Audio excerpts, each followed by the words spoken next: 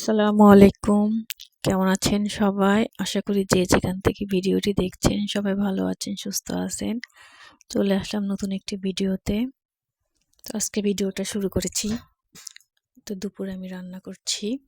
আজকে আমি রান্না করব, এখানে নিয়ে নিয়েছি টমেটো দিয়ে চাটনি টাইপের একটা করব এখানে।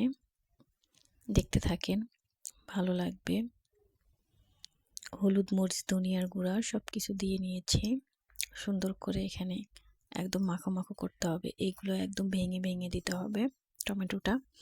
সাথে আমি একটু চিনিও অ্যাড করে নিয়েছি, টক ঝাল মিষ্টি চাটনির মতো হবে আর কি। তো এটা আমার মা অনেক পছন্দ করে, আপনাদের ভাইয়াও খুব পছন্দ করে, এই জন্য করলাম।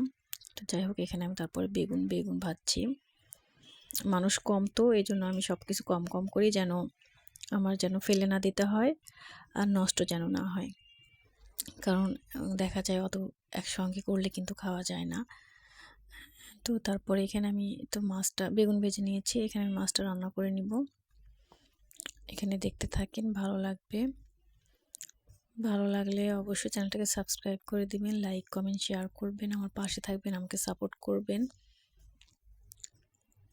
আপনারা কমেন্ট করার, আপনাদের সুন্দর সুন্দর কমেন্ট আমাকে উৎসাহিত করে আরেকটা ভিডিও করার জন্য।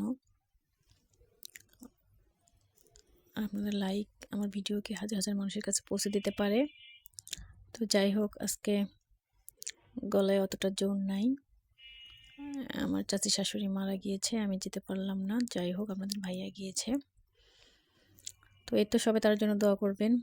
এখানে আসলে মাছটা আমি ভেজে নেই নাই, ভাজি মাছ রান্না করাটা আমার একটা খেতে ইচ্ছে, কারণ আমাদের এলাকায়ও কিন্তু অতটা খায় না।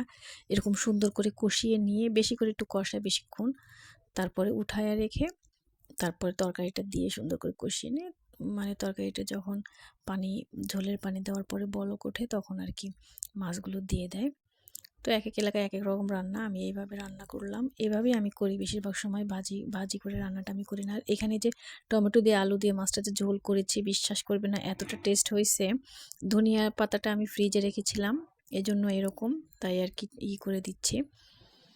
তো এই তো ফাইনাল লুকটা দেখেন, অনেক মজা হয়েছিল আজকে, মুখে লেগে থাকার মতো, এখনও মুখে লেগে আছে। তো যাই হোক, এই তো এখানে টমেটোর সসটা হয়ে গেছে, চাটনিটা, বেগুন ভাজিটাও কিন্তু এখানে হয়ে গেছে। তো ভালো থাকবেন সবাই, আজকে এ পর্যন্ত। আল্লাহ হাফেজ, আসসালামু আলাইকুম।